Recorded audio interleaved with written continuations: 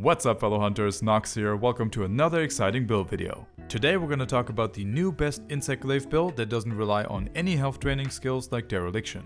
I will show a non-augmented version first that is super easy to make, and a upgraded version with augments right after to give you some extra ideas. Let's go.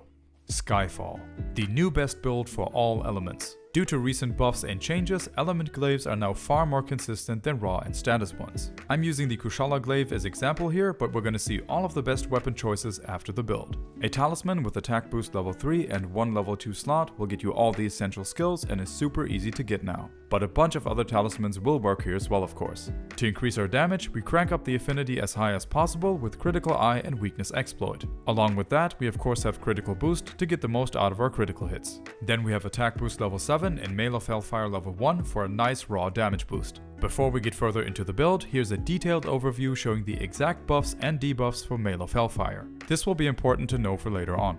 If you're keeping the skill at level 1, I recommend always sticking to the red scroll for Insect Glaive. For level 2, the DPS outcome is actually pretty similar for both red and blue here. Level 3 is where things get really interesting. Red will give us 35 raw attack in exchange for 100 defense. That is a big boost, and as long as you have Intrepid Heart in the build, losing 100 defense is not that big of a deal. Blue on the other hand is a real double-edged sword. We get 20% additional element in exchange for minus 50 to all elemental resistances. A massive boost but also a big risk. If you want to play it safer, just stick to red, but if you don't mind the risk, switch to blue at level 3. With that explained, back to the build. Since a big part of our damage comes from element, we of course have level 5 of whatever element we choose. Then we have critical element for a 10% increase to elemental damage on critical hits, which will later become 15%. Element exploit for another 10% increase when attacking weak spots. And burst will further increase element and raw damage when landing continuous hits. Depending on the weapon, we also get to add Kushala or Teostra Blessing for an additional 10% elemental damage to water, ice or fire. Just keep in mind to remove the decorations connected to the blessing whenever you don't need them.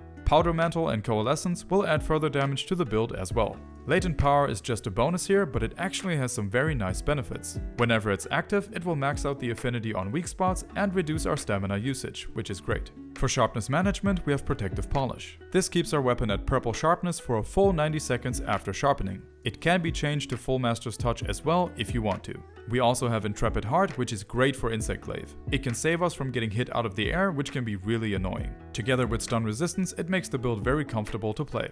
The general augment recommendations will look like this. Try going for Mail of Hellfire if you can. If you like having evade extender or stamina management skills, extra slots are the best way to go. We're gonna see in a moment that having additional slots will give us tons of customizing options here. Now we're gonna take a look at my version of the build that includes augments and some part variations. We'll get to what exactly my augments are in a moment as well. As you can see, my upgraded version of the build turns into a different monster entirely. As most of you know, I don't use any mods, so this is very manageable since I don't have any crazy augments. I was able to max out Critical Element, Burst and Mail of Hellfire. As we addressed earlier, using Mail of Hellfire level 3 can potentially be dangerous at times depending on your playstyle. I recommend always running it with full stun resistance and at least 1 level of Intrepid Heart. That makes it much safer to use. Aside from that, I also added Evade Window and Adrenaline Rush. Those two are just personal choices that I enjoy having on Insect Glaive. Depending on the target, I might remove one of them to add Evade Extender. I personally don't recommend adding more Element Exploit unless you have room left over.